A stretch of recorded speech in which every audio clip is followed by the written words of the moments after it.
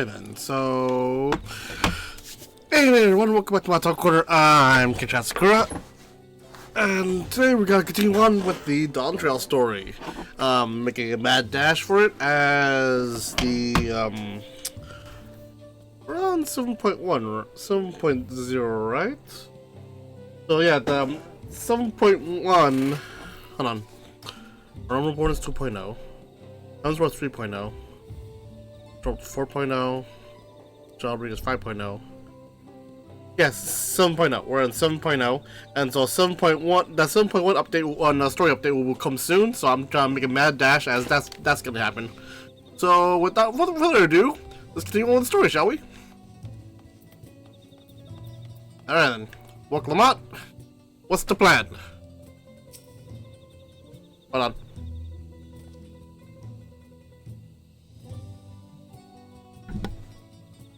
Alright then. Bakul Jaja's scale represents his faith in us. We won't fail him on his people. Again, I probably mentioned it on the last stream, but I did see some sort of face turn from Bakul Jaja, but I didn't think it would go that way.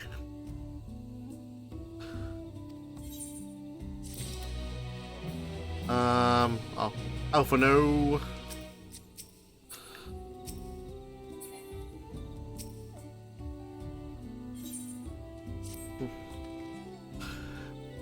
We're having a moment to lose. According to Milija, Moxturo Zuch is an abandoned settlement northwest of the city. It should afford us the privacy we require. Must work quickly, lest Zaril Jah discover our intentions. Fortunately, but Bakul Jaja, though give us additional skills, so we might cover more ground in less time. Everyone should take one and get going. Use them to gather as many people as you can.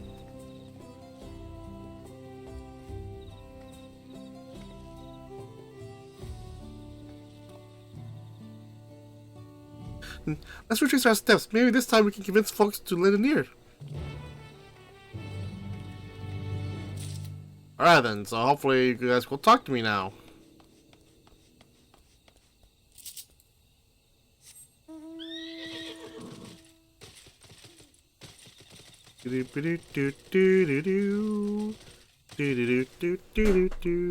Hold on, just make sure everything is connected right. Testing. Yep, you're good. Hello? Hello? Wrong house.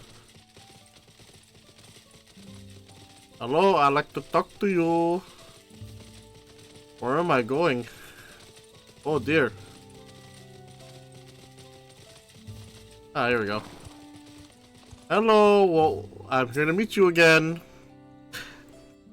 Did I not tell you to move along? I can't be seen talking with the likes of you. I have this scale. Is it scale? Altera's hands? What business do you have with me? Well, you see. So, Bakul Jaja sent you to call an assembly. I'm not sure what to make of this, but I shall go to Moxturo Zuj at once. And how about the other guy who ignored me? Where are you? There you are. Hey there, guy. Are you gonna talk to me this time?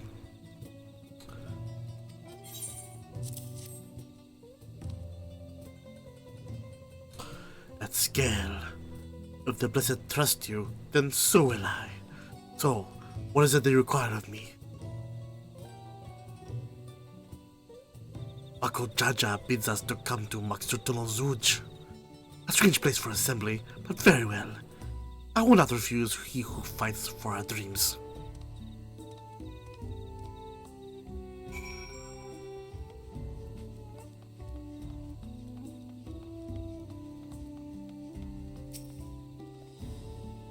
Have you managed to gather some of the good folks?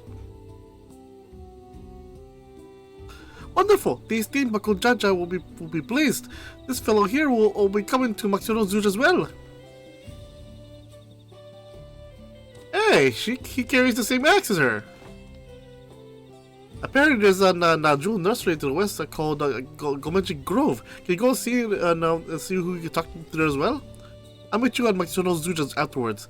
There's just one more person I need to find. West of here. Nope, north. Don't mind a giant golden machine trotting through your town.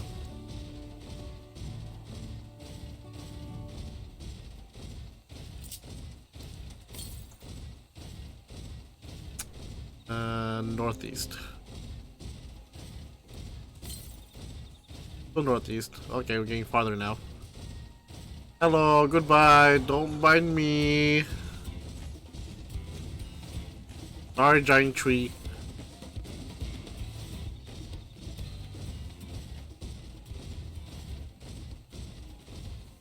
Ooh, iridescent bananas. Ooh, what are these? I like it.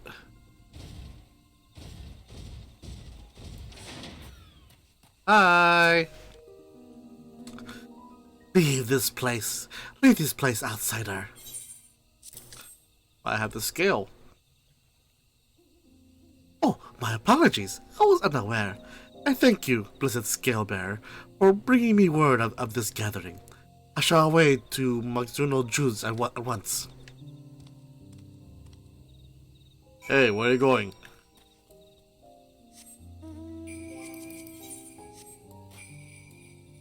That was not good for long distance travel. Torgal! Pet the good boy. You deserve all the pets. All the pets.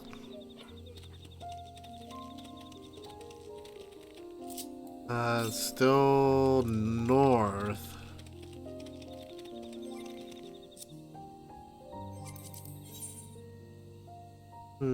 Alright then.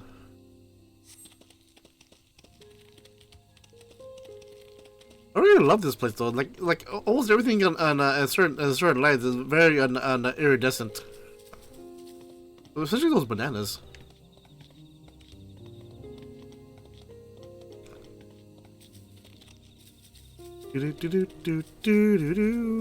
Unstable. Just like my life. Half joking, not really. Oh. Oh, hello.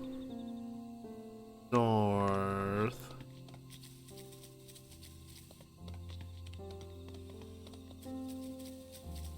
Yeah, I see you. Don't see me though. Do not see me. Do not see me. Do not see me. Do not see me. Good. Ooh, that's a...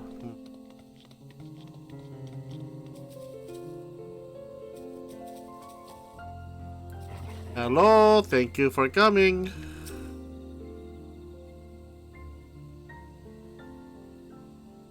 Now we'll have our meeting.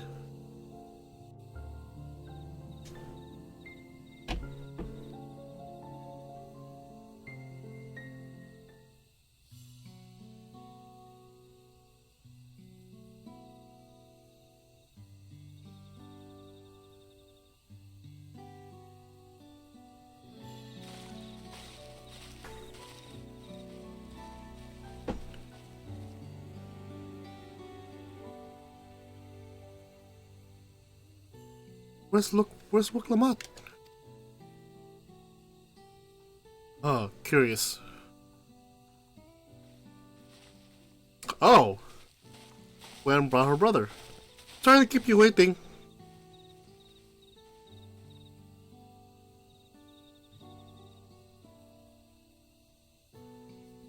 You invited the second promise as well? Lamati, I need to remind you that this rite is a competition. Whatever advantage you're about to share with me, you have to utilize to your own benefit. I have barely made headway in communicating with the locals. At this rate, you lead the race to the Golden City. I need your help. To complete the feat? No, no, Mamook has a problem I can't solve on my own, and you're the most clever person I know. Aww. I want you to hear the people firsthand, so that I come up with a way to help them. Very well, I'm at your disposal.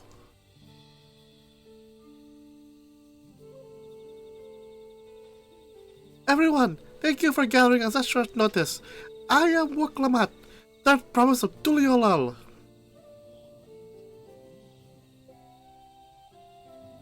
Promise? I thought you served Bakul Jaja. You deceived us! No, they did not.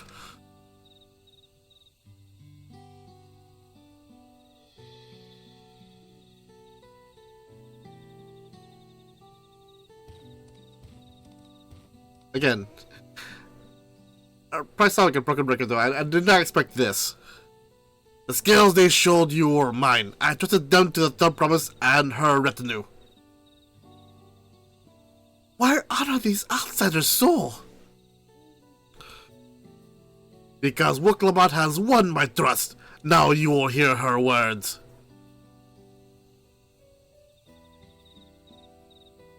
Aww. That face turn, god damn, it's like two sides of a coin. Like an emotional backflip. Why do this, Square Enix? Bakul Jaja shared with me the truth about blessed siblings, about the price you pay to conceive them. As an outsider to your community, it is not my place to judge you or your culture. Culture is born of the experiences of its people, of their lives and of their land. But it breaks my heart to know that yours has brought you all so much suffering.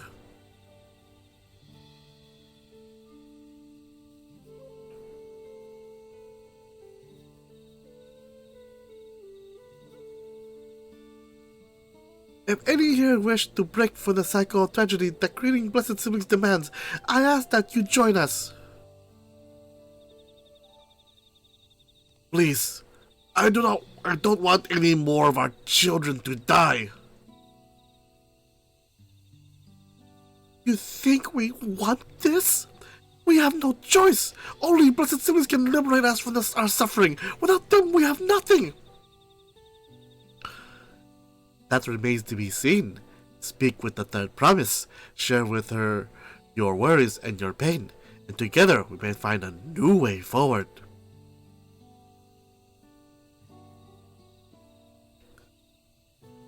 Together?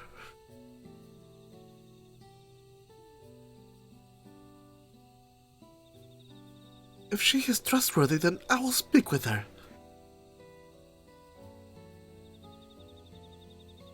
It will be best if you withdrew, my son. Many cannot yet speak freely in your presence.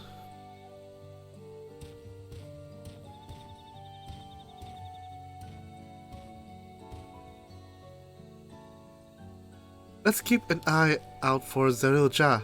He wouldn't take kindly to this sort of gathering.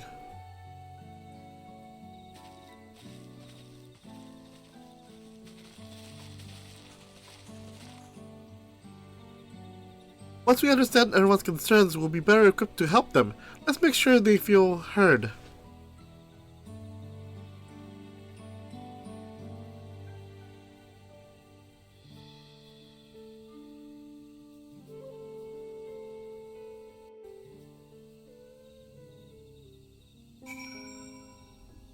Alright then. I'm glad Kwana agreed to help us, but he's always been good at solving complicated problems. Me, not so much. But I'll support Mamook's people however I can. By combining our spiritual restraints, we'll help them discover a new source of hope. I know we will. I hope it's not artificially creating Blessed Siblings by fusing two babies. Because I originally thought that was their that was their ML, their modus operandi. But apparently they're just it's it's basically a Final Fantasy way of saying their blessed sibling children are just stillborn, and only a few are lucky to even live. Like, I mean, that's that is suffering, but that is like is is it just natural for split siblings to just be 90% stillborn? Like that part of the story I questioned. I thought we'd be more heinous. They're like they have to do like some sort of like magic to make them into blessed siblings or something. I don't know. I think I may or may not have like pay attention to some part of the story. I may have to rewatch it again to get a good handle of it. But I'm pretty sure that that's what they have given me so far.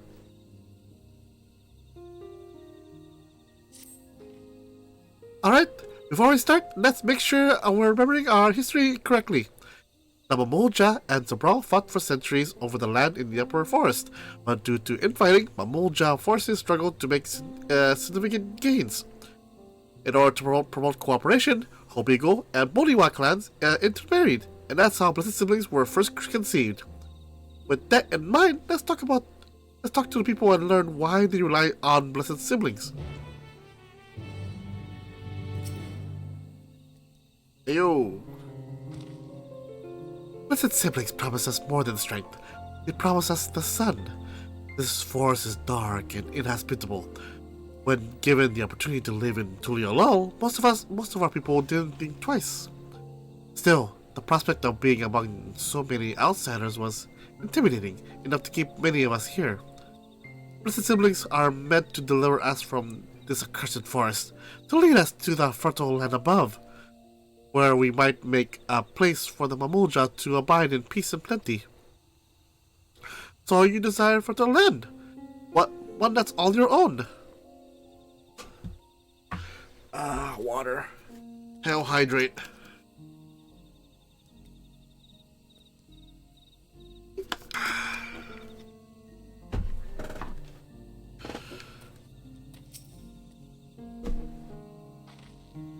As you will have noticed, this forest is very dark.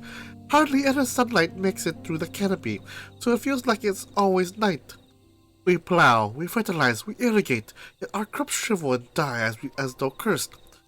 The only one that grows well is Najul. Najul Jatika, Banana, and Turali. Try living on that and little else for a few centuries and see how you like it. A forest where nothing grows. Not hard to imagine why you'd want to leave. This land was once rich with ore, but the Yokoi did not stop digging until all the veins were spent. The meteorites are only good for so much.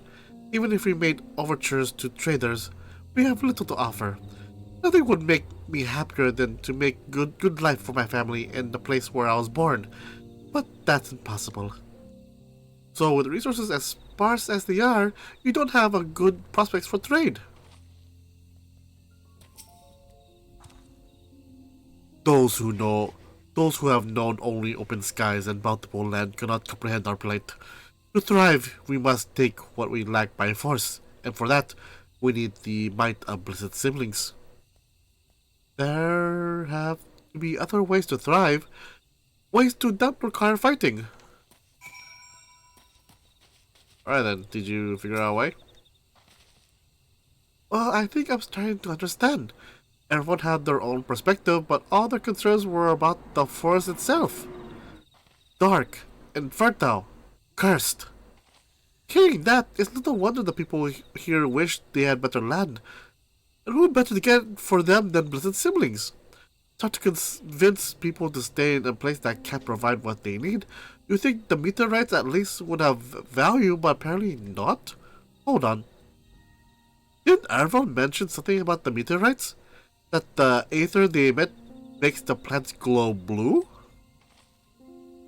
A rather insignificant physiological effect, I would say. If we were to study these meteorites, we might discover other ways they influence local flora. I've noticed a curious amalgam of tree and meteorite just south of here, showing precisely how they interact with one another may yield crucial insights. Everyone, I really appreciate you for sharing your thoughts with us. Thanks to your insights, we have a promising idea already. We just need a moment to investigate further, so please bear with us. We'll be right back. You expect them to just stay here?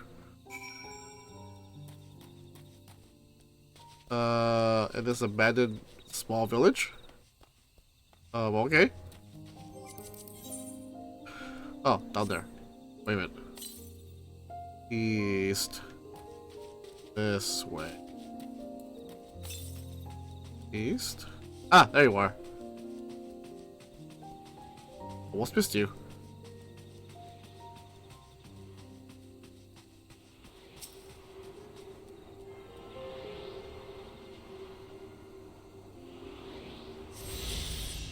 Thank you. Where's the next one? North, southeast. That way.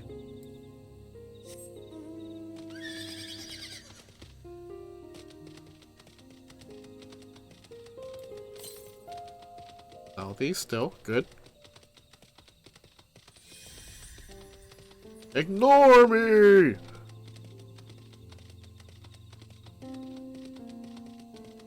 I mean, the lumber here seems nice. They couldn't just, you know, get with the lumber? I mean, like on the harvest the lumber? Northeast. Oh. So it's over there somewhere.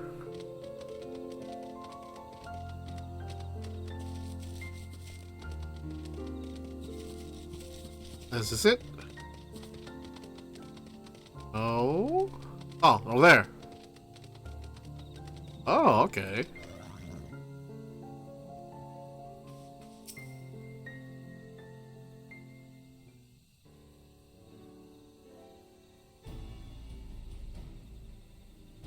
It really is incredible how a tree could support such an enormous boulder.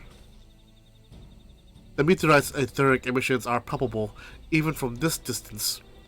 Seeing this again makes me feel more confident in sharing a theory of mine. I suspect that only plants with an etheric affinity to these meteorites can thrive in this forest. If so, the gargantuan trees that create the dense canopy would by necessity possess the same affinity, as well as the aforementioned nodule tree. Indeed, I should like to analyze examples of meteorite before drawing any definite conclusions, however. I carry with me a few devices that will aid in this endeavor, but perhaps you and Crow will lend your expertise as well. I'd like to join you. I'd like to join you. The etheric signature of these meteorites may be crucial in determining what manner of species might fare well here. Ah, I think I see what you're getting at. If we can prove to them that the cursed forest isn't quite so cursed, maybe the people won't feel like blessed siblings are their only solution. So how can I help? Want me to climb the tree and break off a piece of the meteorite for you? There are plenty of fragments on the ground already. Should be enough for our purposes if we gather about 5 pieces each. Even better if those fragments are gathered from disparate locations. I will collect your pieces once we have them.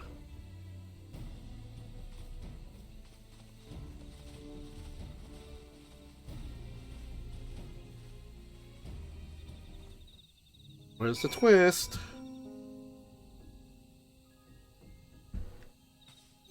Oh hell. Oh hell. Northeast. Wee.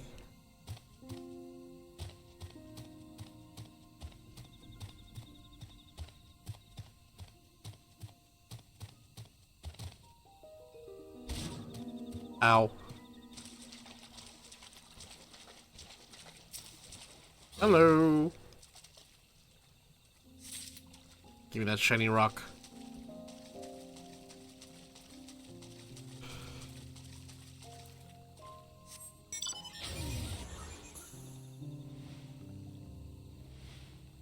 Well, the more fragments we gather, the better. Let's do all we can.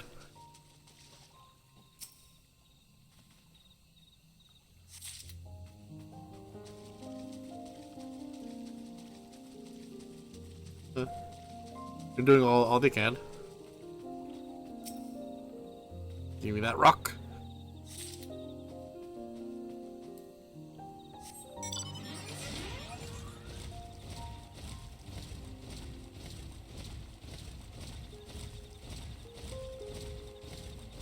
Oh, and another tree.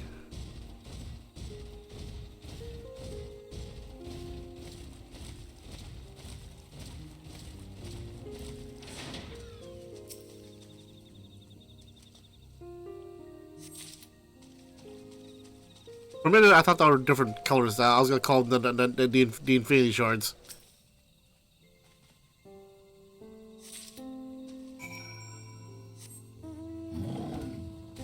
Ook, ook.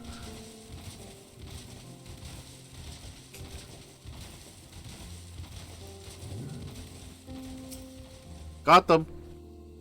Did you find your fragments? Here you go. Much obliged. Alphano, Crow, and I will combine the gathered samples and conduct an analysis forthwith. Determining the wavelength may take a little while, but hopefully that our efforts will bear fruit.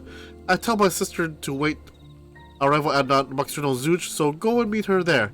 We will return with our results as soon as possible.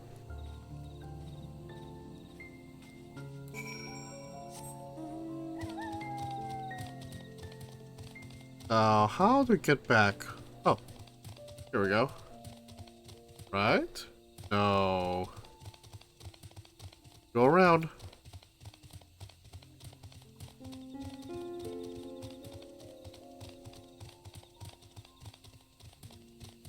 Wait, jump.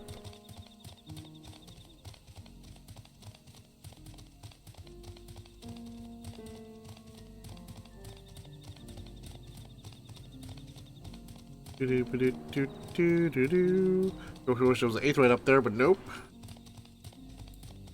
Is it still northeast? No, northeast.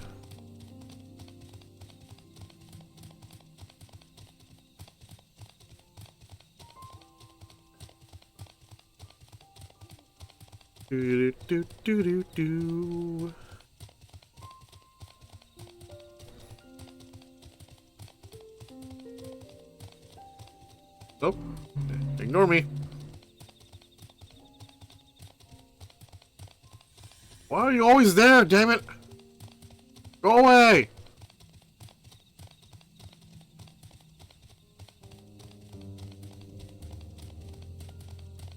Hey, we're back.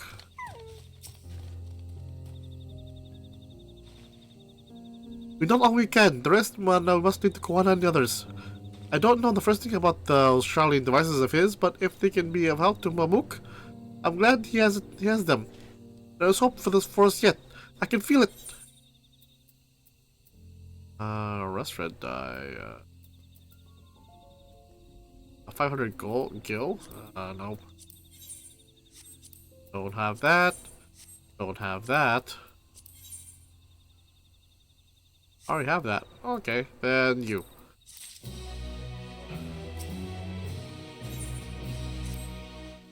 I'm sure Zero Zhao will have choice words for us if he knew what we're up to. Those people are my people, and I can't ignore their plight. If I'm to call myself Donsern one day, I had to bring an end to the tragedy here. Many are depending on me, but Kunjaja not least of all. Anyway, I'm sure Quan and the others will be back here to report soon.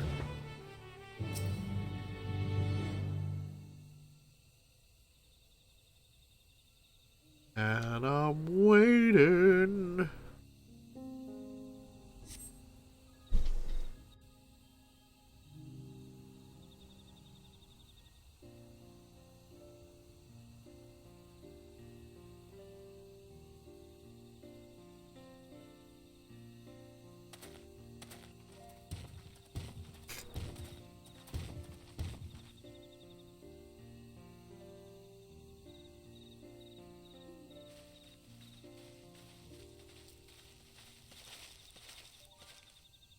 Good, everyone is assembled.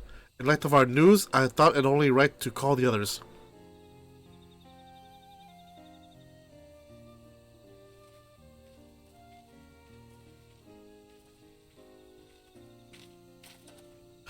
Thanks to the efforts of all, I'm pleased to say our analysis has yielded many valuable insights, and I dare say the prognosis is hopeful.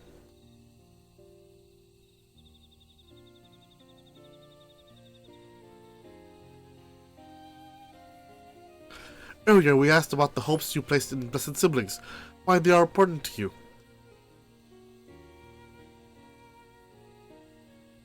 Your overwhelming response was a frustration towards this forest.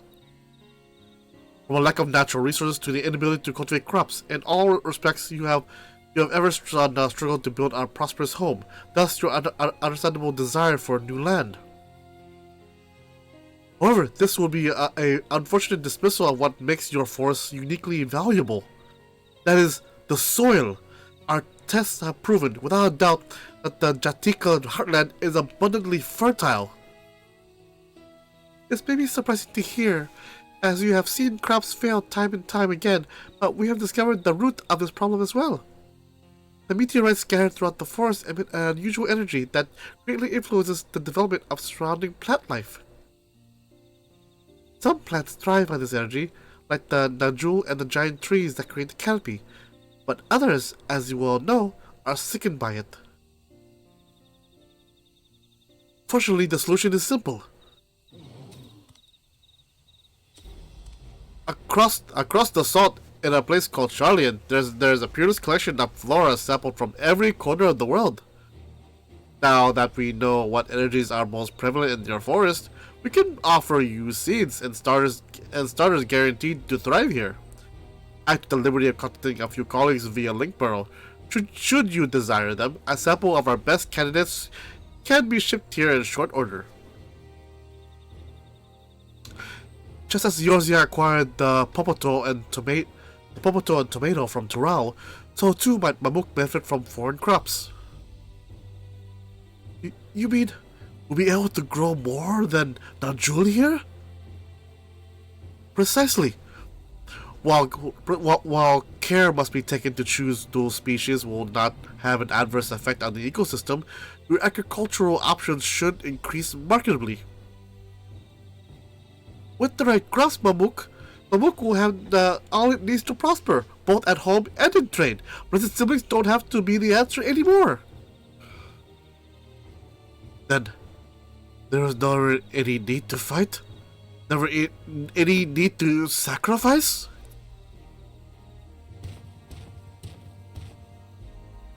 We can't change the past, but we can try to make our future better.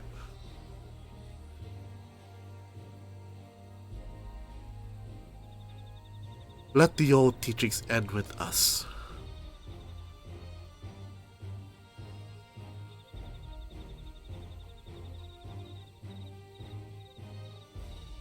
I know Blessed Siblings represent absolute strength to you.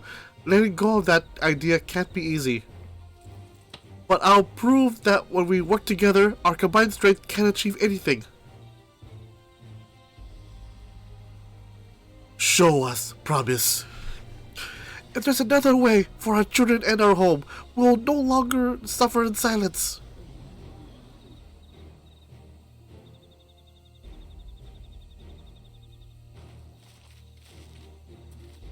Sometimes we have to fight alone, but not this time. Would you say a few words? Put together our victory. With faithful allies at your side, you can save even the entire star. And friends both in old and new. The third option. Oh, the one that brought out so much feelings for me.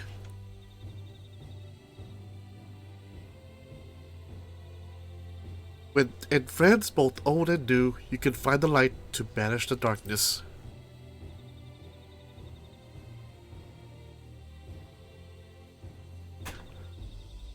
Friends, a perplexing notion from an outsider, but not unwelcome.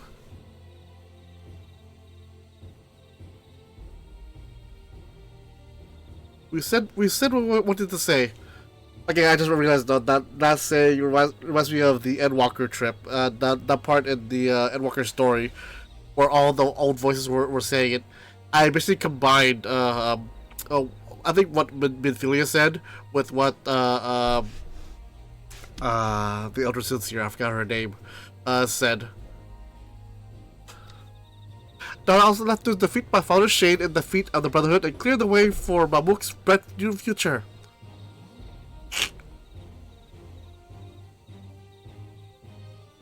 Do not give us cause to question our faith in you. Please, live up to your words.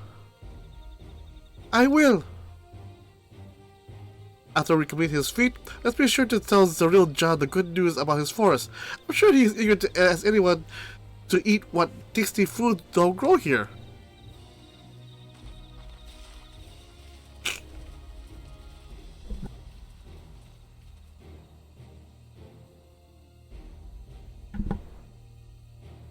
Compassion even for the likes of him. Continue to eclipse me in every way. That is a simple choice.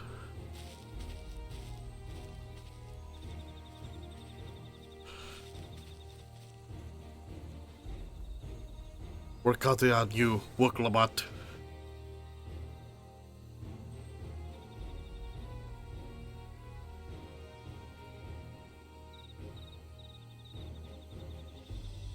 I was half expecting for Zaril Jah to just be in the background going like, those traitors. And try to, I don't know, like, sabotage their trial or something. But that's just the cynic in me. Woklamat's gone ahead to announce her readiness. I never imagined the samples we've so feverishly collected for the Exodus would find new purpose here. But if they help these people improve their prospects, all the better. Anyway, we should go and meet our comrades where Zaril Jah made his own attempt. The final feat awaits.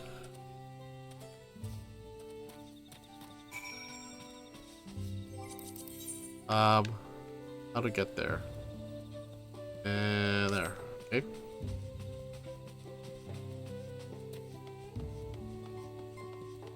I need to... Oh, what are we doing? I have mounts. Go here, take this road, up to here.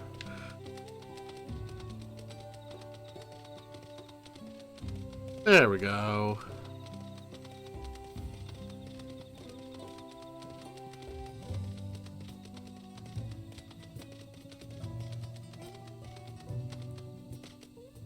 Is it that tree?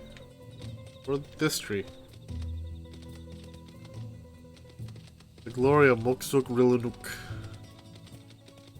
Oh! Oh! Alright, it's gonna be a instance. Alright then. Someone has gone to fetch Zaril Jah. He should be here soon. Yeah. Sex! The number of the beast!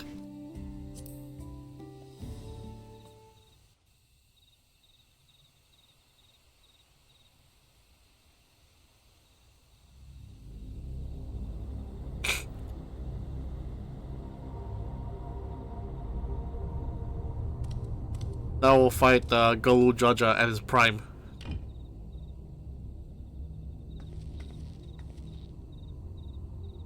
Zaril Jah, I'm ready for the final feat.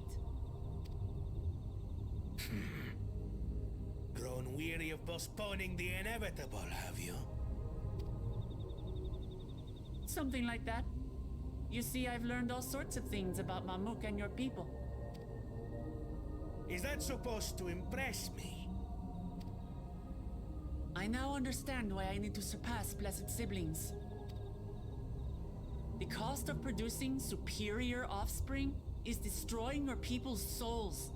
Look at them, and you'll see this. So I'll defeat my father's shade and prove to you that there's a better path for Mamuk. What drivel! Without the Blessed, we are nothing but weaklings! Doomed to fade into obscurity. obscurity. Of course you are weak. We all are, each and every one of us. But when we join hands, we gain the strength to overcome any foe, even Vali Yarmanda.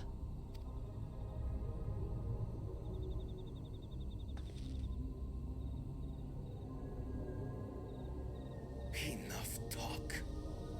Prove your mettle against Gulul Jaja, the finest warrior ever to have graced Tural. Fine by me. Not even Papa's shade will stop me from upholding his legacy. I will fight alongside her. Oh, this is a trial? Oh, this is gonna be a trial?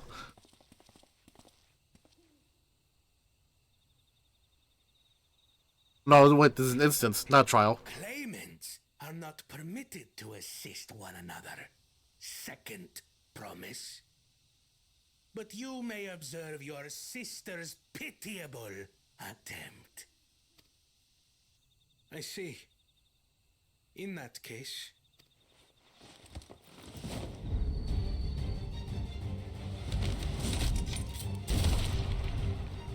It seems I'm no longer a claimant. I am now free to participate, I trust. That I wasn't expecting. What are you scheming? Nothing. I've simply come to realize who is worthy of following in Father's footsteps. Aww. Not our brother. Not Bakul Jaja. And not me.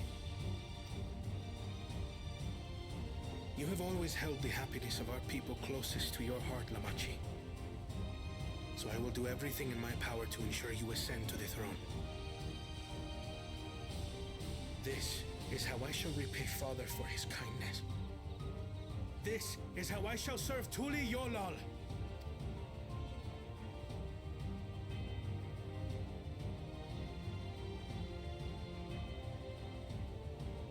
I could always count on you, Kona.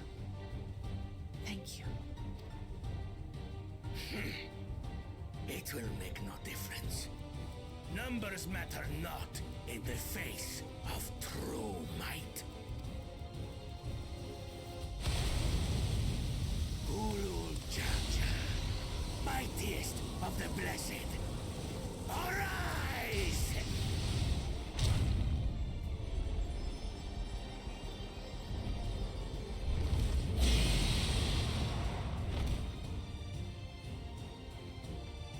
Everyone ready?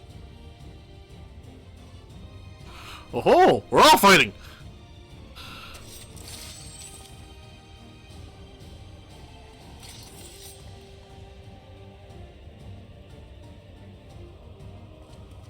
I don't know, I was expecting you to pick up a sword and shield as well. No hard feelings, Papa. I've got a lot of hopes riding on my shoulders, and the only way forward is through you.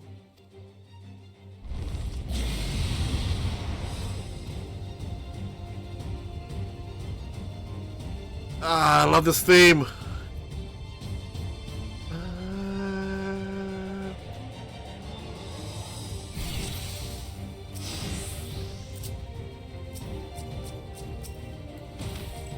Bear witness to our resolve. There is which guides our journey.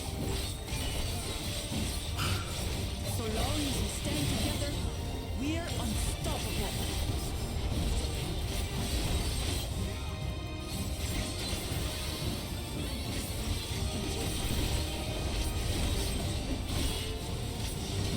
Ah! Oh, I'm gonna be over here. These blades sundered, Baligarmanda scales. Oh no! Blades of fire rain.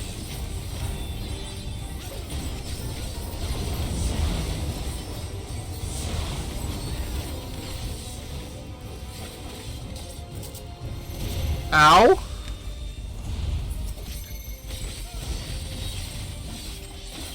Nope, I'm gonna be over here. Nope, no, I'm gonna be over here. Pay attention, damn it, pay attention.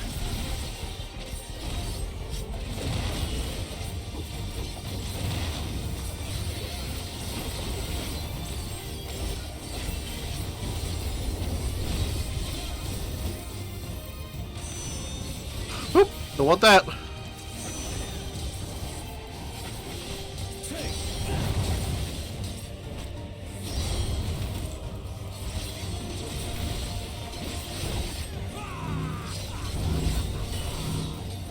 What a choice.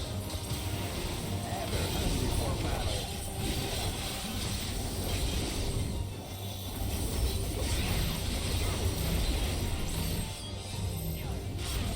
Go forth.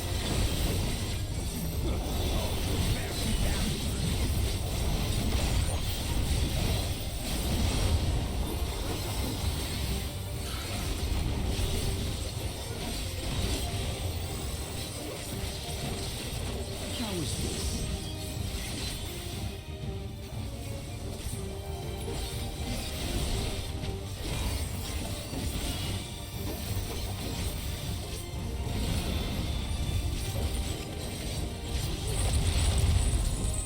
Some manner of paralyzing effect. Defend the afflicted. We must free them! Target the constricting flames! None can outrun my flames.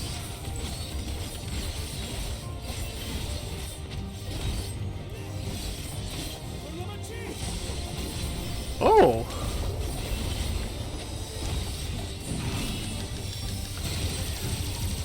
That's new. That's enough. Together, we shall triumph.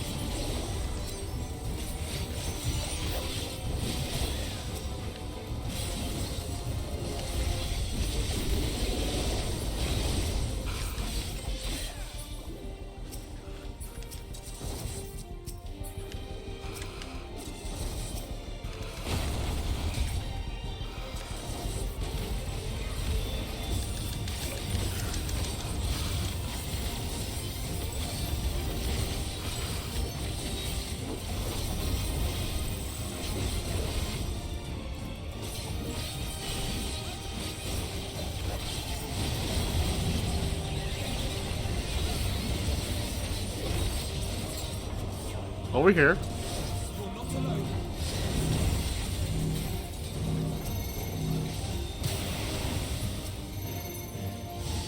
Nope.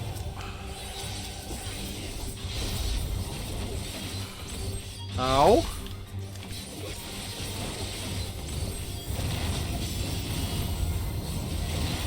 Uh.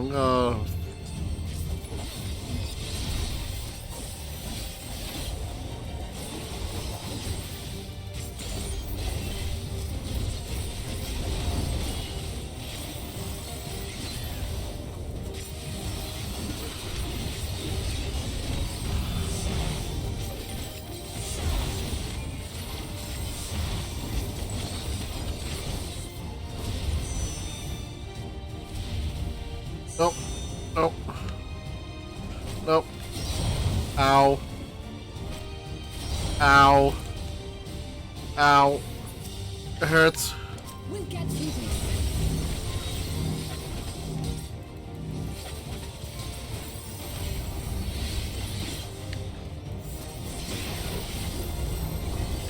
I have your back. I shall assist you.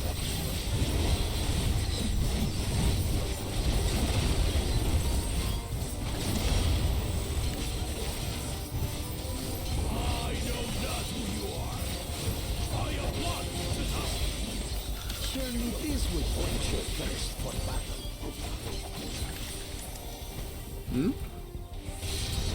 Oh, hello.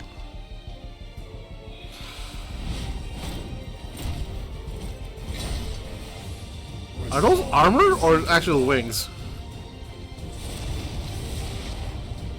By grits of wrath is sunburned.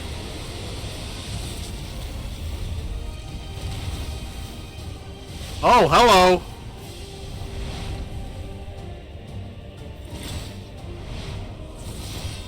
Okay.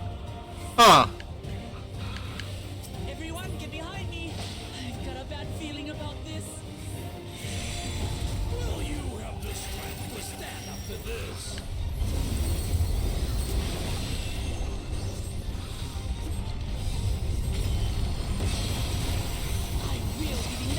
bondservant. I will protect my people.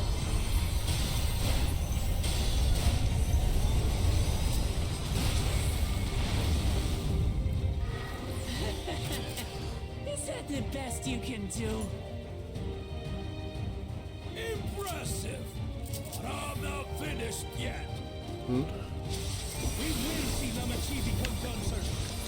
For Tuliona! Oh.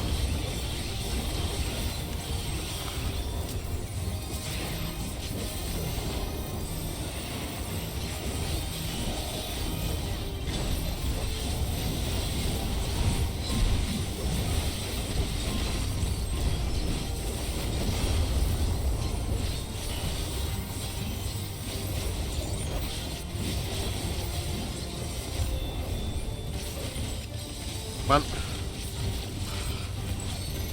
There we go. Aha!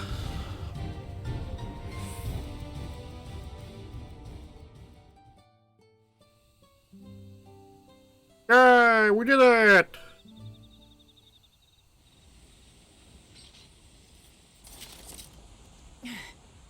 That's my old man for you.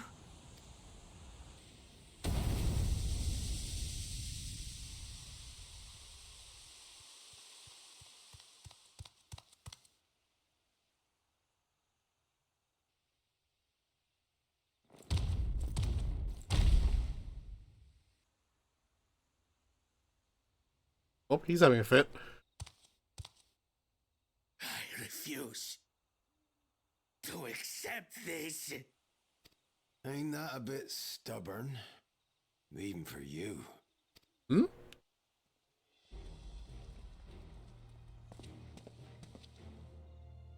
Hello, who are you? Arugidin? It couldn't be. Get to Ram! Tanqua! It's been too long. It has indeed. You're looking more imposing since last I saw you, Wuklamat. Tanqua? My Turali moniker. Galul Jaja insisted I take one, saying my birth name was too cumbersome for the local tongues. Get the Ram. This has to be Get the Ram, the one who, quote unquote, went missing. That birth name being Ketenram, I presume.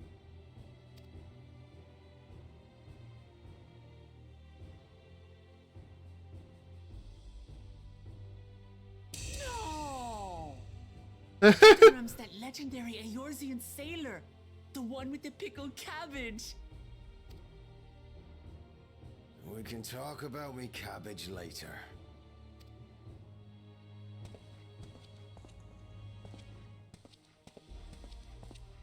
Zarelja, whether you like it or no, these young'uns accomplished the feat. To deny Wuklamat her reward would be to betray the Dawn Servant's trust. And what should she be rewarded for? Calling upon her minions to carry her to victory! Minions?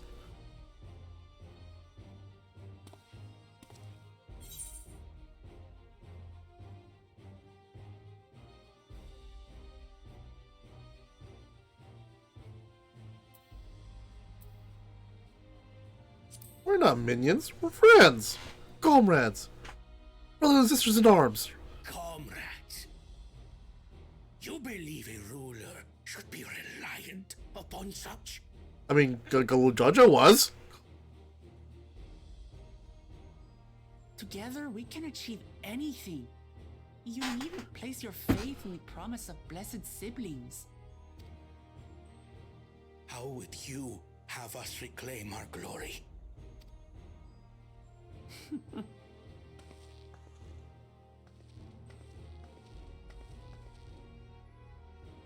With friendship and community. With us.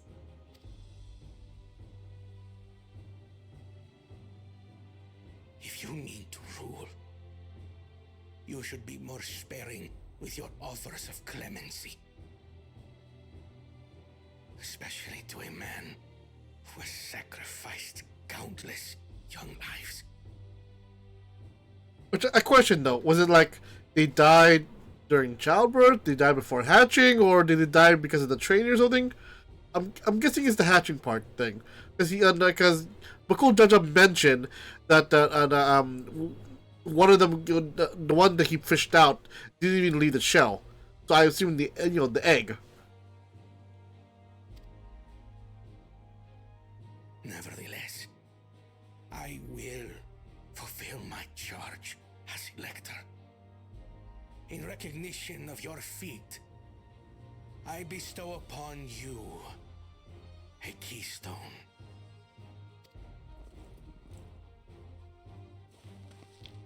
Woohoo!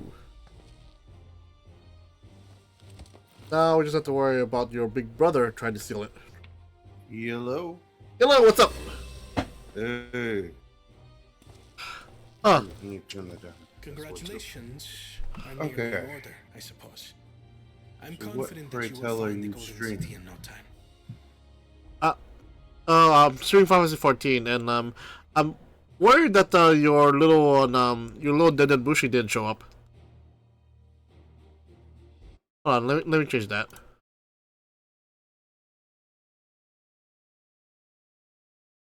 Ah, no. Oh, there Why? you go. Oh, did it show up? No, it didn't.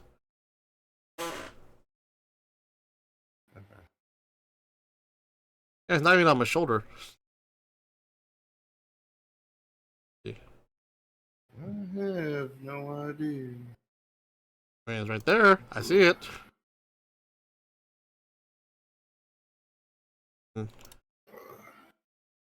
Let's see. I see my name lighting up on Discord. with my Ogi. My Ogi PFP as I talk. I mean, according to OBS, it's right there.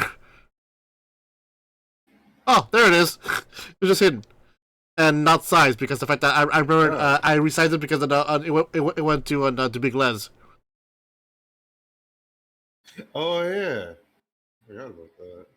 And there you go, on my shoulder. Haha, Gary. It just wait. Who's this? It just immediately just clicked out of yours. You've grown much and more during this journey. Zentreya, so it makes sense, but also, what? Okay. What happened?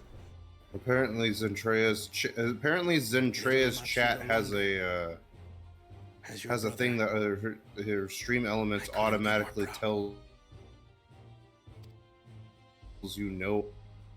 Toasty and Amber had gotten into their chat, they would immediately be banned. Hmm. Wait, is that the one where where oh no. Oh no. I must express my gratitude for That's right. No. My mind went to another thing. And Because I remember that Sushi went to a chat, and then because don't forget the fact that the what was it, one of the VTubers that it was one that he made one of the VTubers cry. Yeah, I remember that. Who's making noise behind me? Which one of you dogs is it? Knock it off.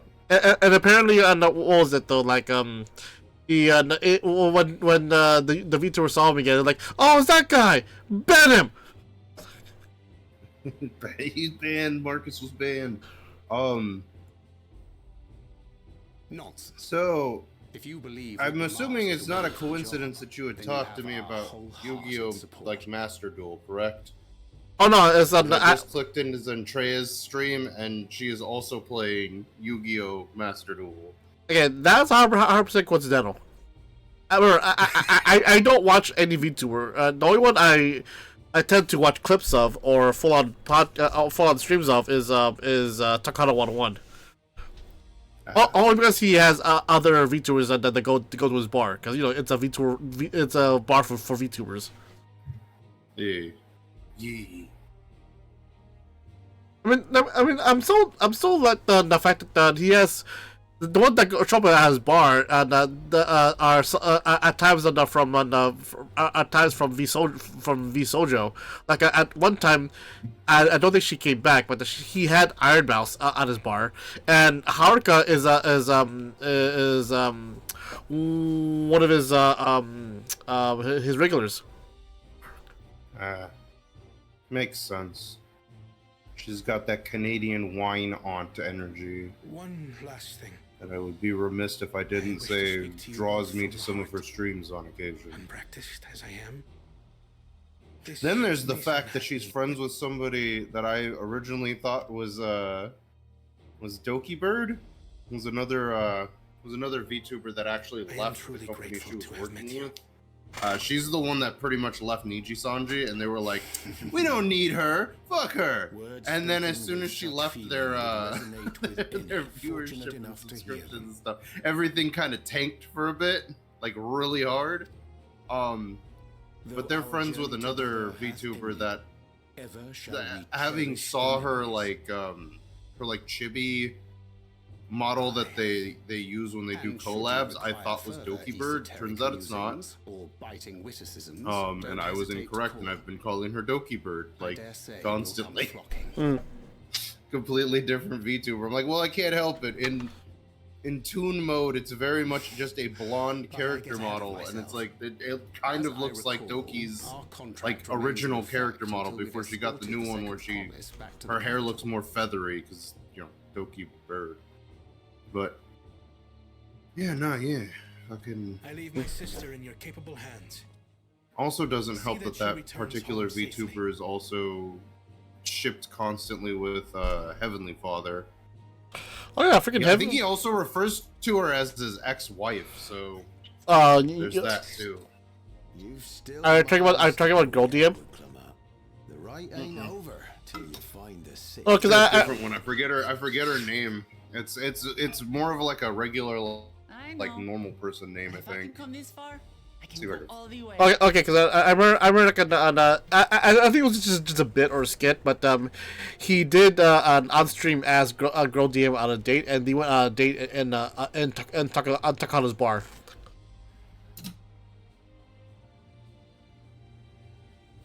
Okay, I just completely missed most of what you just said because my Discord cut out for a second. What'd you say? Oh, I said I don't know if it was like a bit or a skit, but I remember that it was an on stream. He asked Girl DM on a date, and they went out on a date in Takahata 101's bar.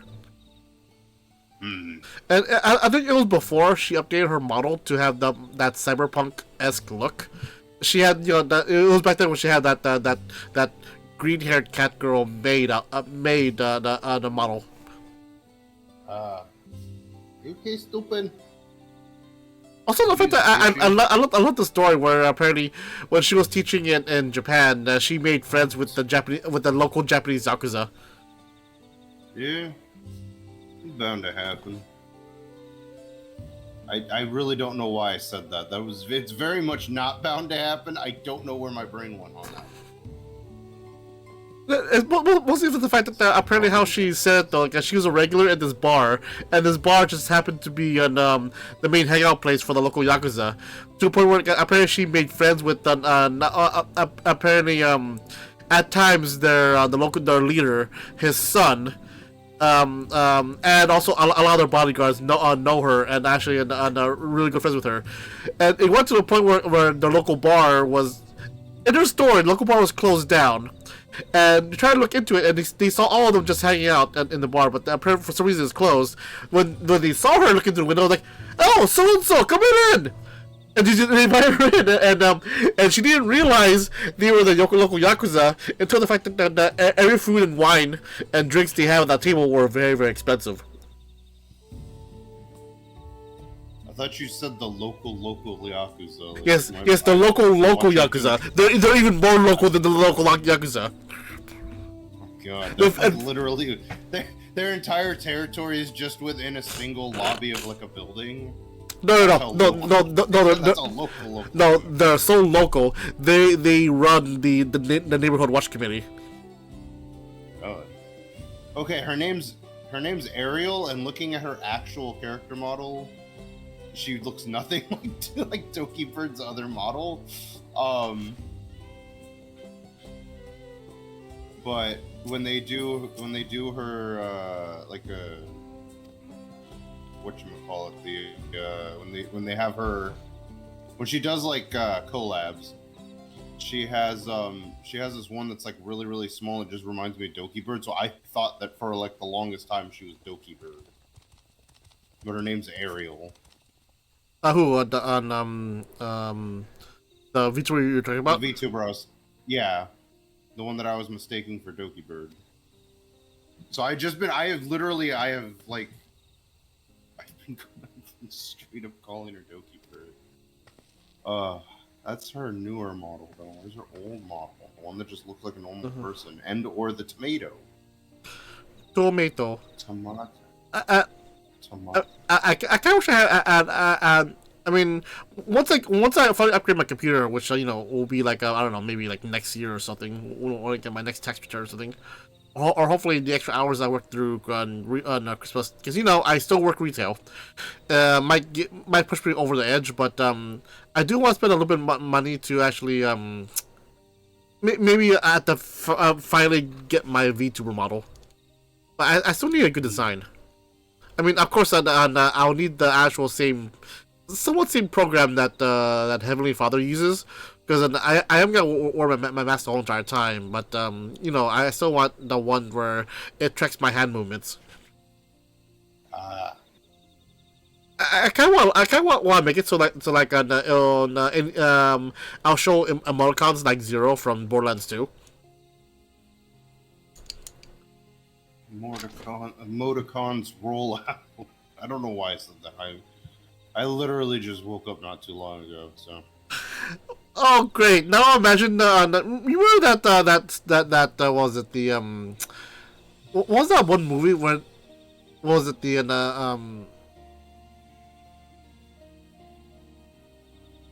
oh it really is just emoticons, but remember that one movie where they had a movie about them? About who? About those what are we talking about? a movie about the emoticons on your phone. Oh, the emoji movie. Yeah, that one, the emoji movie. Yeah, what about it? We said emoticons, and I really thought it was just them, but just as Transformers.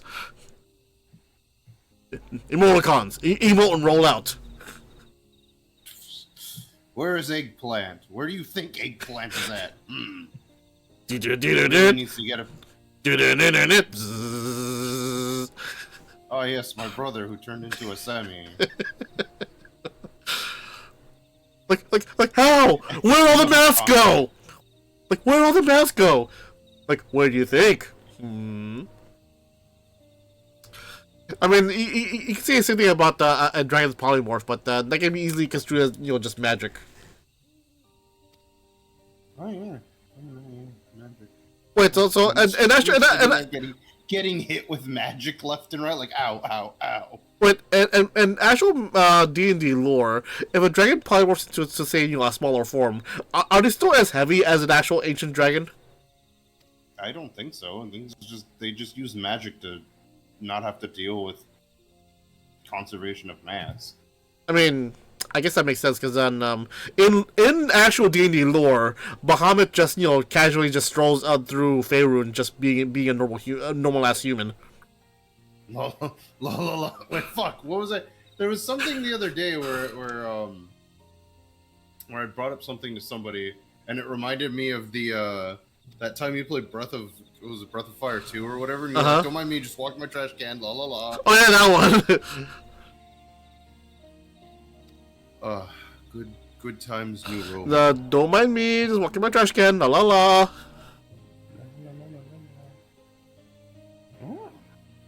From not any class. I like how I keep looking at the fucking One Piece D&D thing when I know for a fact that there's nobody that's gonna run it for us, and I'm just sitting here like, man, I wish somebody would run it for us. Well, it's because we're in this awkward situation to where like all of us who are known DMs want to play in it, but one of us has to take one of us has to bite the bullet and be the DM. Is like, but we're in a situation though where like apparently we don't want to, and our inner circle of friends, I've already been biting the bullet too much. Same with sushi. Yeah. And I know for sure you don't want to do it because again, it's too tempting to not be a player. But then again, any tabletop is too tempting to not be a player, because there's always that that vitriol of like being labeled as the forever DM, and also that the once in a blue moon relief when forever DM finally becomes a player. Which why I actually like Evantris, because the fact that in Evantris, all of them in that table has DM'd at least once, with the main DMs being Nikki and Mikey. But yeah, Mace, the Mace, the one that lasts a lot in their group, and he DM'd for their Spelljammer one shot. Derek and you know him as the one who plays as Bitsy, the unhinged one. Yeah. He did their gothic that little one shot campaign. Oh, good. I'm so surprised the fact that apparently their main DM was Mikey, until Nikki became their new forever DM. Well, I would say new forever DM, but the thing is though, she only DM'd for one campaign, but it became so memed out the wazoo. Everyone thinks that's their main campaign. Oh, It's the wish like that the wish. kinda sucks for them. Well, the thing is though, in any shorts or any memes you've seen of Evantris, what other memes have you seen from them? Not including their Christmas and Halloween one shot and their Witchlight one campaign. Wait, what was the first one before you listed off those two? The one Christmas and Halloween one shot. No, before that one. You were like, what one outside of blah blah blah? I kind of like there. Which one? Which one outside their Christmas and Halloween one shot and their Witchlight campaign? Have you seen memes or shorts from? Spelljammer, but I've literally only ever seen the one short that I'm familiar with, which is also combines from a couple of other campaigns, apparently, according to the person that posted it. So. Oh yeah, I think that got me. Don't let this Kraken become a squid napper. That's funny. That's so funny. I let go of Chuck. I let go accidentally. And then I would say that that's because of Chuckles. The only other one I know of is the one where Mikey DMs is when they were all on Small Animals. Ah, yeah, I'm familiar. Yeah, with that. the one where Bitsy's from. Since the one shots, like the Christmas and Halloween one shots, though apparently it's like choose a character from any campaign and choose a character, and Derek obviously chose Bitsy. Yeah, that's the one with that's the one with Krampus. I get those once a month. Apparently, the reason why Nikki cannot let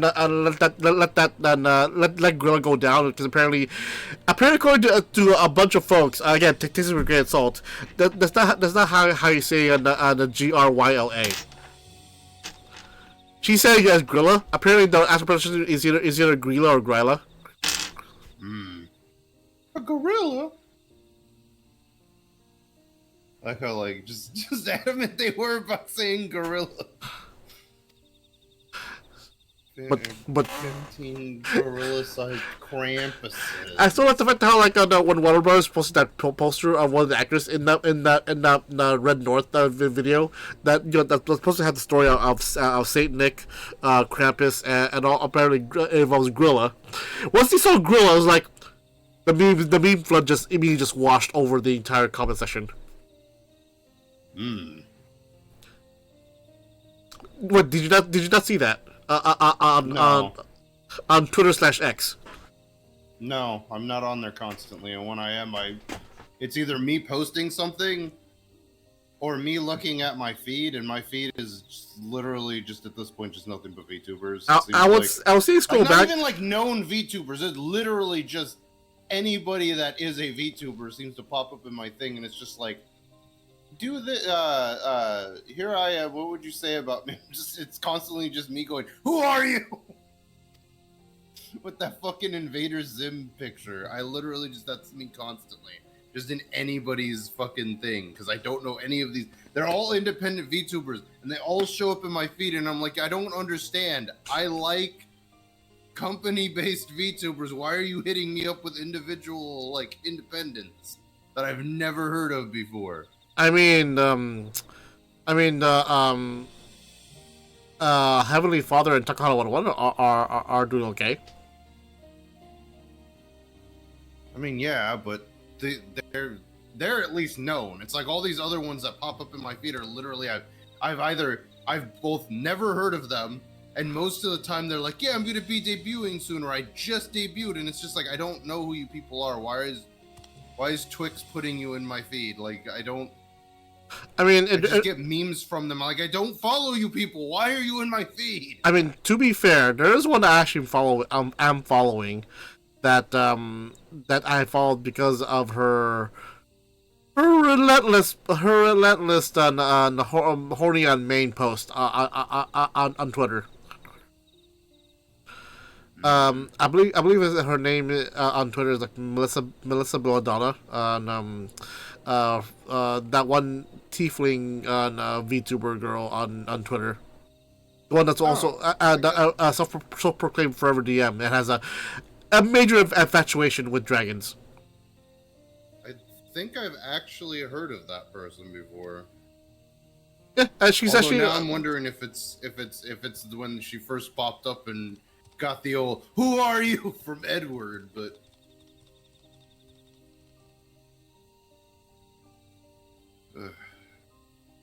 Tomorrow I'm gonna I'll stream on Card Shop Simulator. I continue that game. Well, I don't know if I'm gonna be there for that one. I've got a job interview to go to, so. Oh, good luck, buddy. Yeah, no, that's what I want. That's what I want too. Is good luck. Because I could use the money at the moment. I mean, use a stable job at the moment. I don't there because I don't want to air out your personal problems on Twitch. I don't want to either. Just know that whatever job I originally had, I am switching to a different job. By which I mean this is kind of within the same profession, so it doesn't really matter. But they literally hit me up 2 months after I applied to them, and it's because it's the holiday season, obviously. Huh. So they're just I think they're looking for somebody that's seasonal, but I mean I do have about 9 years of experience in that field, so well, hopefully if they decide to take me on, I'm gonna sit there and be like, you know what, I want to be part-time for like as long as I possibly can. Well, I'm actually do other stuff. Oh well, I'm already in my pajamas. Fucking no, I mean I am right now, so I mean I literally just sleep in pretty much the same outfit constantly. So Where is this really funny light coming from? That? But you said, where's this white coming from? I'm like, don't look down. Where's all this white coming from? Where the fuck is... Oh, well, there goes my fucking earbuds just exploding. Fuck did that go? Confound it. All I want is my goddamn pencil. Oh,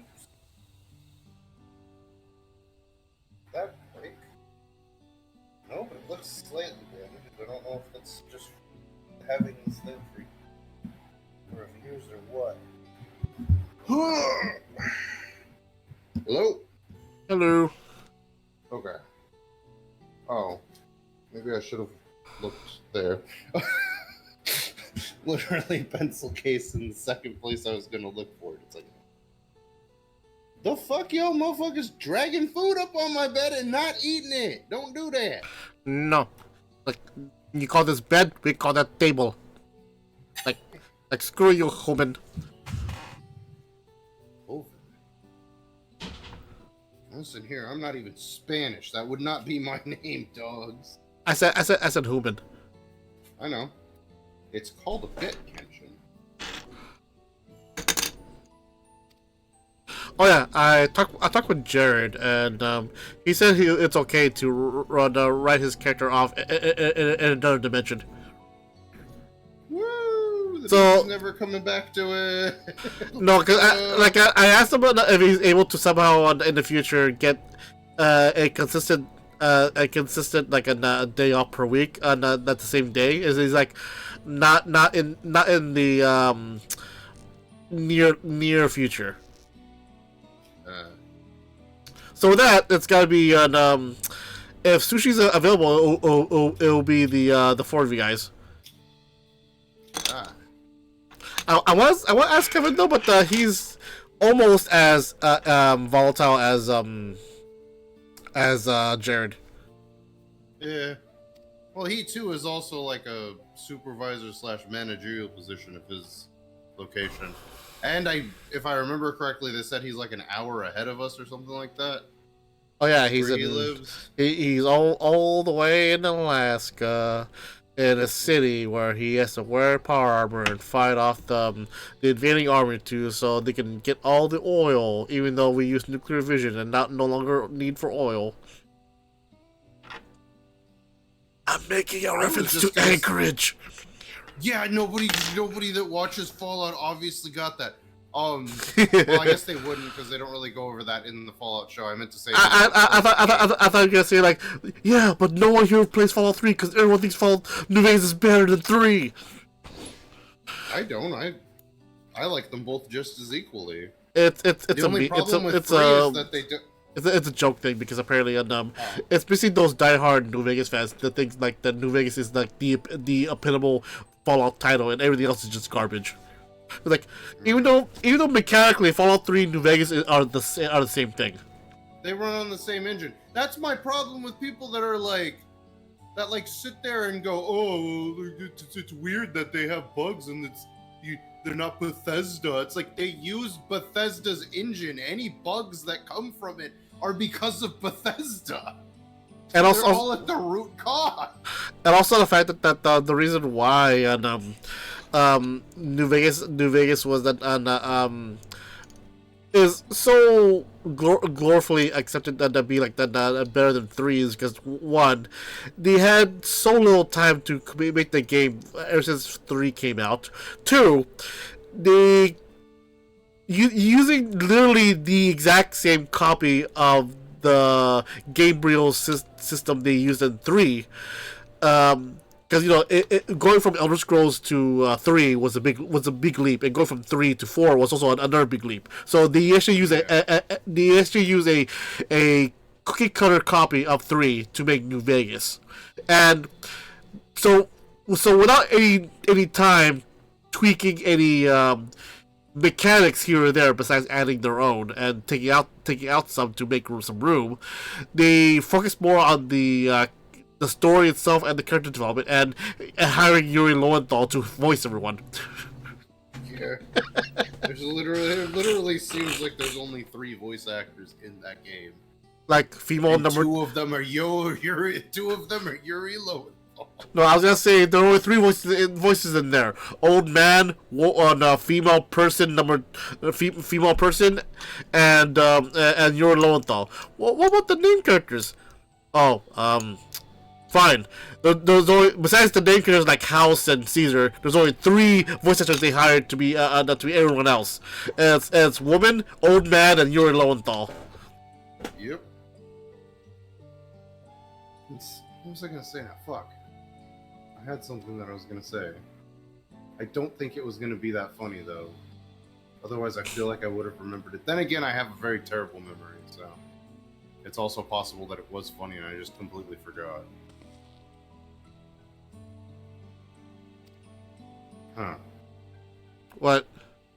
I wonder if my phone's gonna let me send pictures again. Because yesterday I tried to send a picture to my brother, and it kept telling me that something went wrong, and I was like, okay, maybe it's that my room, maybe it's my room's eating the signal. So I went somewhere else, and it still wouldn't send. And then I was like, okay, maybe the file's too big. So I cropped the image. Nothing. I tried re-downloading it. Didn't work. And I'm just like, okay, I restart. Nothing. I'm just like, okay, cool. Well, maybe it's just a thing that's happening, because I remember the other day I got a text message saying that from our phone company saying that something was going to be happening with the towers or whatever. I probably should specify phone towers, because I feel like somebody's going to hear that and go, oh, he's edgy. It's like, no, I'm literally just saying the word towers, friend. Actually, it's no longer as Taco is no longer as edgy as it once was. Because I mean, I'm seeing a lot of memes involving that now. It went from like offensive to being funny, and now it's like to being borderline overdone and like to be expected now. Like I saw a meme where it was like it was a guy who was pretending like he crashed his car or something. Is that he went on his car? Oh, what did I hit? And you looked up like, oh god damn it! And it shows his car quote unquote hitting a street sign that says on Twin Towers Boulevard.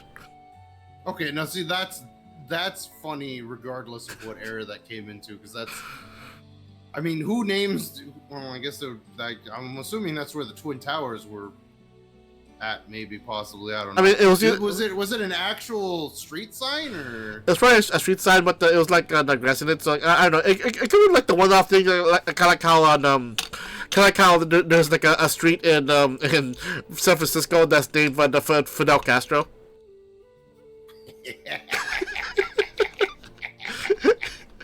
They do what? Like, it's full of what? What? or like how at random cities though they have I don't know, like New Jersey Road or like Texas Avenue, that kind of naming convention. I don't know. I remember one time when I was younger, my mom and I were talking about the names of streets, and we passed by one that I'm pretty sure it says Frigate, but I thought it said Frigid, and I went, oh, that one must be named after somebody's wife. And my mom was like, she like stopped and looked at me because I was too young to be making that type of joke, and then she looked away because she was trying not to laugh. Good times with the classic times with my mom. Now we try not to talk to her, because anytime we whip out a meme that's already well past its prime, she starts parodying it. Not parodying, parroting. Like a bird, like mimicking. It's like that time we started doing the extra thick meme. It was already well established to have been over by that point, and then just every so often you hear say extra thick. Anytime extra somebody thick. said something about thick, yeah, you just hear her in the other room going extra thick. It's like, god damn it. I think She's like a really annoying ghost. I think at this point though she's just saying it to just annoy you. No, I think she's saying it because she's trying to relate. Because we keep calling her a boomer when she's not from the boomer generation. Yeah, we keep trying to explain to her that boomer has now taken on the context of anybody past their 30s. And then she goes, well, then no, she doesn't even do that, because that's what's funny, is that she doesn't even go, well, then by that logic, you're a boomer. Because I already go, yeah, I'm a boomer because I'm past 30. And she's like, that's not how that works. I'm like, that's how it works now. I mean, Anybody that it also exceeds the age of 30 is a boomer now. I mean, also it That's how it extends to like the otaku society, where we call like people who watched old 90s anime as weird boomers.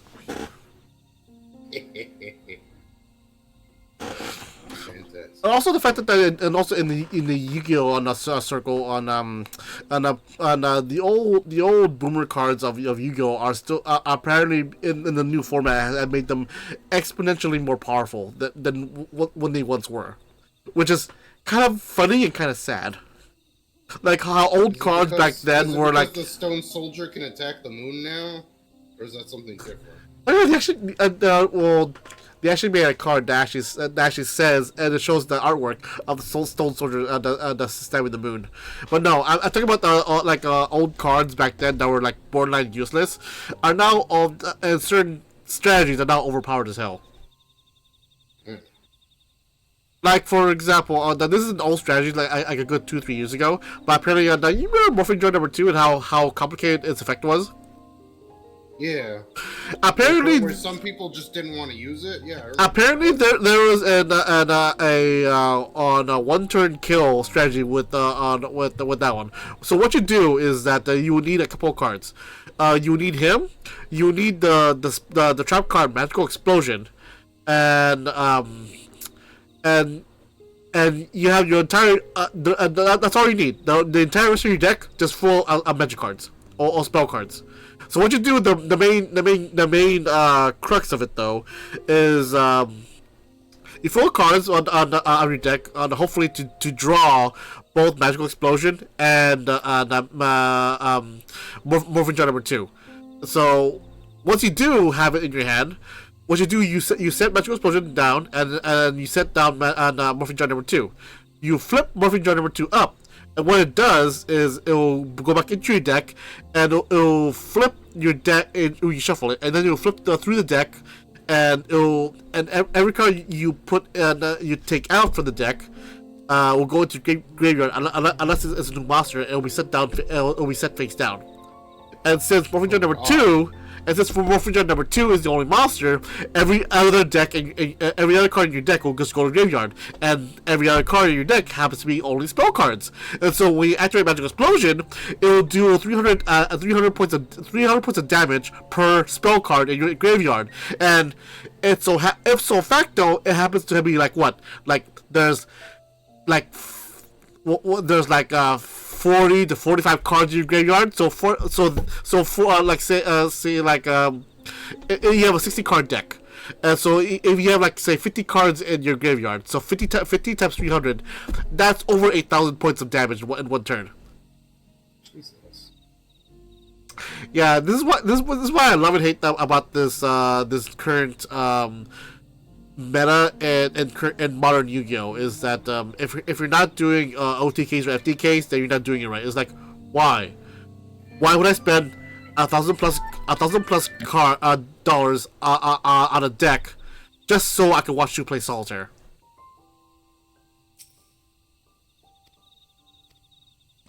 I mean, I get it though. It's fun for them, but how is it fun for me?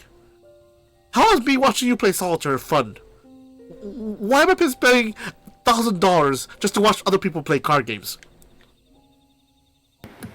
What? No. I mean, that'd be silly. That'd be like people watching other people play video games. But at least they're doing it for free. Money. At least they're doing it for free. Some of them aren't. Some of them are donating money to people. Yeah, they volunteer their money to watch them, so they can do it ad free on their supposed way of watching them, and in doing so, they also get bonuses back, and the money goes and helps the streamer play more games or makes their streaming even better. While in Yu-Gi-Oh, you're not really forced to, but in order to break into this hobby, you must spend upwards to at least $50 to $100 to $1,000 in cards just so you can stand up with the big boys. And depending on what strategy you use on your first turn, all you do is just sit there and watch them play, while you just sit there and do nothing. Well, because you can't do anything as they burn you for, well, I don't know, like 10,000 worth of life points at the first turn. Yeah, but see, that's when the magic jar comes into play. You play it, and then you do the first card you draw is Magical Explosion. Wait, how many? You can have 3 of each card in your deck, right? Yeah, 3 copies of each. But the main point of the strategy is have only 1 copy of Magical Explosion, 1 copy of Morphing Jar, and the rest all spell cards. Draw Magical Explosion on the first turn, and it just blows through your. I guess it's like a 5% chance. It's probably less than that. Well, you still need to activate Morphing Jar number 2. Ah. Because what you want to do is dump your entire deck into your graveyard so you can do that one single that tick of damage. But the thing is though, you can't do it anymore because the fact that they banned Magical Explosion in the current ban list. Of course. Here's the thing: no matter how many times they try to ban cards that will cause infinite loops or OTKs, they always find more. Like, why? Why would you do it? Why would you even do this? Not allowing your opponent to play at all. What's so fun about that? There's nothing fun about it. They just want the thrill of winning. Exactly. So it goes back to my original argument. So why should I pay $1,000+ to make this powerful deck just to watch you play solitaire? That's one of the reasons why I hate modern Yu-Gi-Oh. I mean, I like the artwork. I like the game. I like like a casual play for fun. Building. I like the aspect of building like themed decks, like in the actual show. Not this. Oh, I'm gonna make a 50 card combo so I can instantly beat you in my first turn. Mm-hmm. I mean, I've seen people that do that sometimes. They look like they don't pay attention. They gotta feel like they're winning something. They changed the game so much, which I get, but the thing is though, they should add a limitation or aspect to the point where I don't know, like where their own combos doesn't break their own rule set. Because apparently 8,000 life points is not enough for you to survive one turn anymore.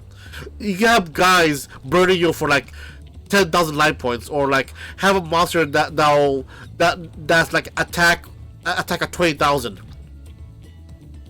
See, this is when the league needs to split up the league itself so that you've got the people that actually want to have fun and play the game division, and then you just have the sweaty division.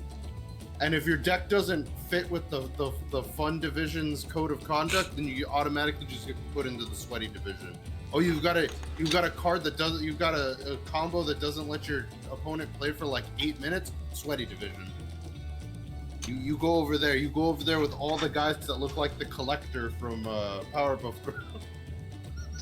Well, that's the problem with this though. Like Konami likes this because Konami loves it only because the fact that they actually don't care as long as they sell cards, and the fact that their tournaments are lasting only like only 1/15 of their normal time is happy for them, because if duels only last for about 2 minutes, then they can play more card games. Thus, they'll spend more money on buying more cards, so they can play more card games. And what infuriates me is that it's working. I mean, they're kind of wrong, because I mean, yeah, they're playing faster, but I mean, if their deck is winning, why would they need to buy more cards? It makes no sense that they would. It's because the fact that Konami releases a new set which has an even more overpowered archetype. Almost every season has a new archetype they would need to go to. The current one is called the Tenpai Dragons. So where they would synchro summon on the battle phase. So what they'll do is, like, they enter battle phase, they'll attack the monster, but by the Tenpai's own effects, they don't get damaged, and the monsters are destroyed. And immediately after that, they immediately synchro summon, and to make more powerful synchro monsters, and do the same thing until they summon their boss monster, which is a 3-headed Tenpai dragon, and apparently his attack gets tripled up to about 9,000 attack.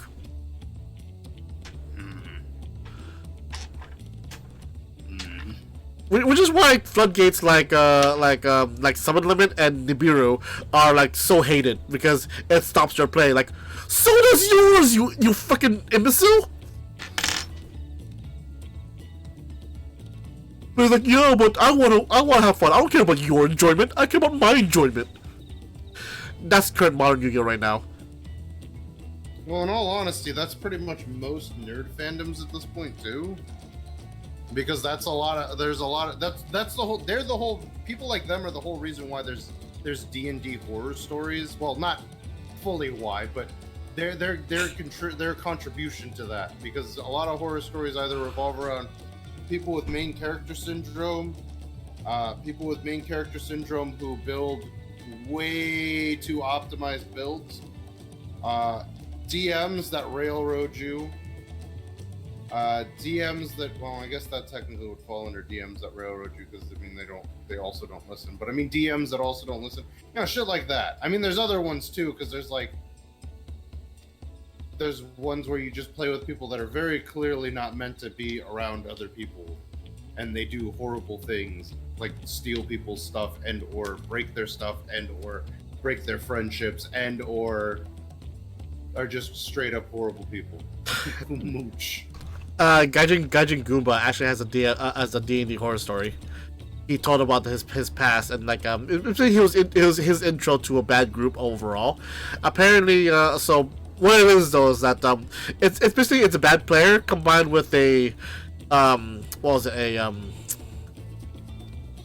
a bad DM per se. It's more of you know how DMs are supposed to, like, at times when it goes against the other, if it goes against it goes against not too many players, the DM is the one that should draw the line to, bring balance for the whole entire group.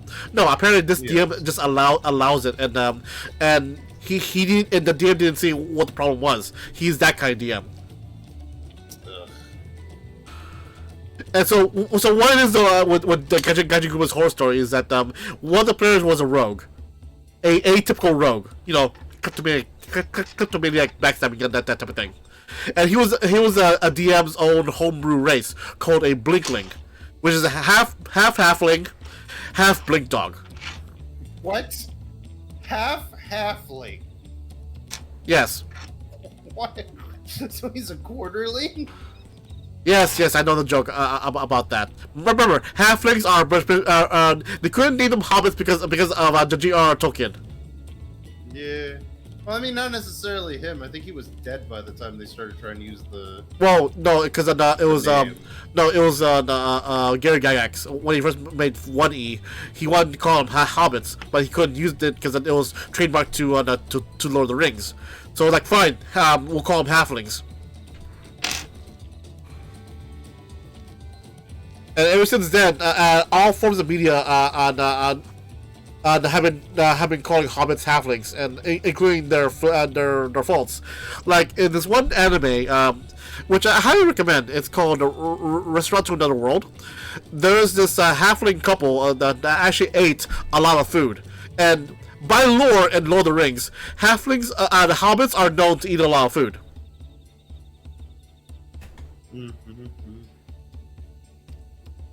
Like if you look at their schedule, which have been posted though, they have like what, breakfast, second breakfast, brunch, lunch, a third breakfast. Hold on, I actually have to go look this up. Hold on, let's see. Also, don't mind the muting, because if I click off of the game, it does that thing where if I click off the game, it mutes the all audio. Like, why is that? Let's see. Hobbit meal times. Here we go. Okay, so here it is. It's so I was correct. It was not directly J.R.R. Tolkien. It was just his what's the fucking word I'm looking for here? His legal representation team, essentially. His estate. There we go. Because he died a year before Gary Gygax produced become D&D. Dungeons and Dragons. Oh, okay. Yeah. Alright, so here it is. So 7 a.m. they have breakfast. 9 a.m. 2 hours later they have second breakfast. So at 11 a.m. they have 11s. 1 p.m. they have a luncheon. 3 p.m. afternoon tea. 6 p.m. dinner. Then 9 p.m. supper. Why does this just sound like Jared and I are halflings?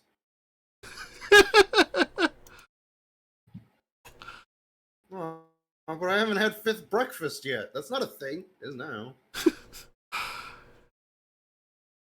well, it's better to actually show the picture though, because I remember because how much they eat is like, I mean like, imagine what you eat in a meal. Just imagine it, Edward. That's what they eat. That's how much food they eat, in each of what I said. I mean, it's impressive, I guess. I think for dinner they have an entire turkey, like by themselves. But the point is though they eat a lot of food, and that lower part that translates back into halflings as well. But getting back to the horror story, so this blinkling, as this DM called it, apparently is has the ability for the blink dog, but the blinkling is able to blink out of its existence into the ethereal world, where apparently according to the DM, he's able to attack them, but they can't attack him. Why? Exactly. Even Gaijin questioned it, and Gaijin at the time was playing as a paladin. And so what this blinkling did, because he was a rogue, and mind you, the dumbass, like, oh, I'm a rogue, I have to be a kleptomaniac. He stole their stuff, backstabbed them, and wouldn't give it back, and then he would blink out resistance, attacking them from the ethereal world, causing a TPK except for him. And the DM allowed this.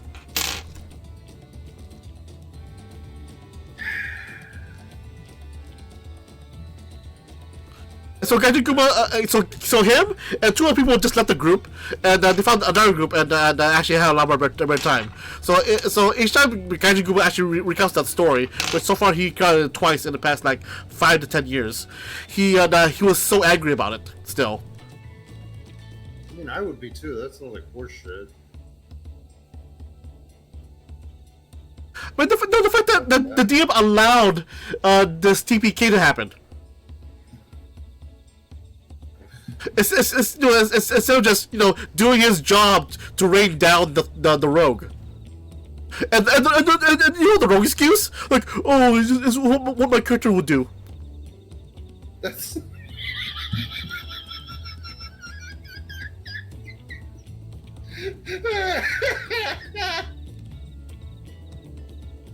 it's funny because I've also said that before, but it's never been to that degree. I mean, I get your role playing. Like, for example, remember, I play as Grug. My character would do is be a dumbass, because Grug's a dumbass. He has an IQ of negative 50,000. But if you murder everyone and say, oh, that's what my character would do, then screw you. That's what my character would do.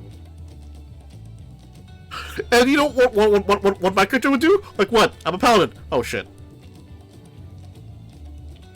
No, I don't know what you would do. Please elaborate what you would do as a paladin. It's basically that meme where like the big guy with the chin has his hand on the shoulder. Oh, okay. Like you have two options: die or be arrested. I choose. That's right. Yeah, I mean, why not? Die standing. Deckhand. I'm adept at being a deckhand. My name is Deck. Yeah. So back to the Yu-Gi-Oh idea. And do you think your computer can handle it? Just just playing I don't know, like 2 or 3 hours worth of just. I was playing 2 matches, but building decks. I mean, I guess anything is possible. Yeah. So my main thing I wanted to do is basically we'll spin a wheel, and like we have to make a deck according to what that wheel tells us.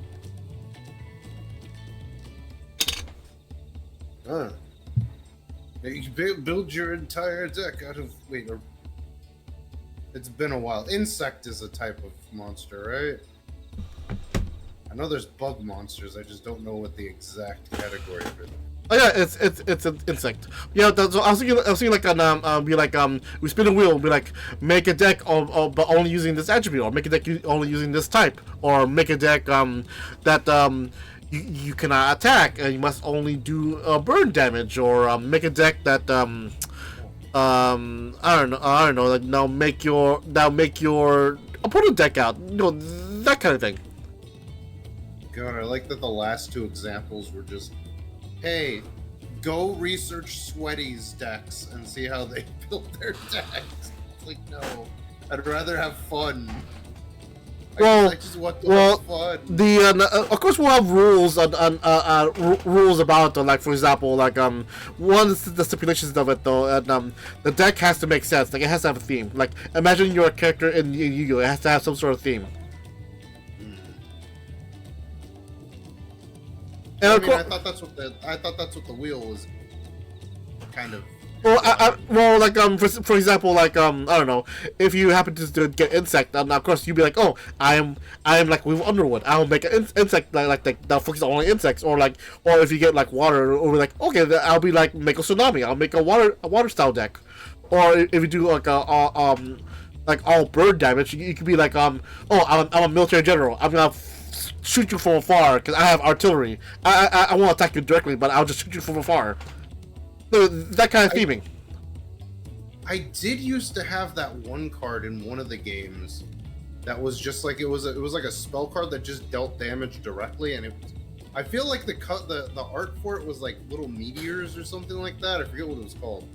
I had like 3 of those in like every game I ever played of it, like in the video games. I always tried to get that card because it was the one I was most familiar with, so I just have 3 of those in my deck, and just like, haha, 500 life points damage directly. It's like, and the game is just like, you can't be that smart.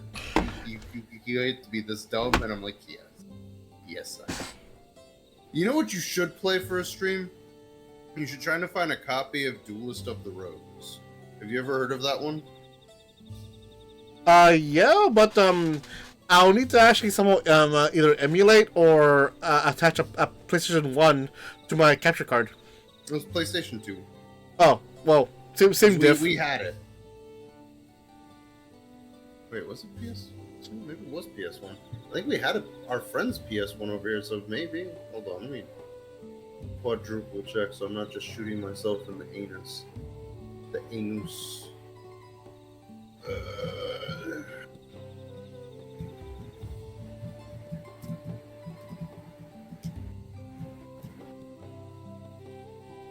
And with that, yeah, it was a PS2 game. There we go. Because we had it, it was really dumb. Because then we would because me and my brother never understood the game. We would just throw monsters at themselves to see what would fuse, and then we'd be like, write that down. And then we get our butts handed to us.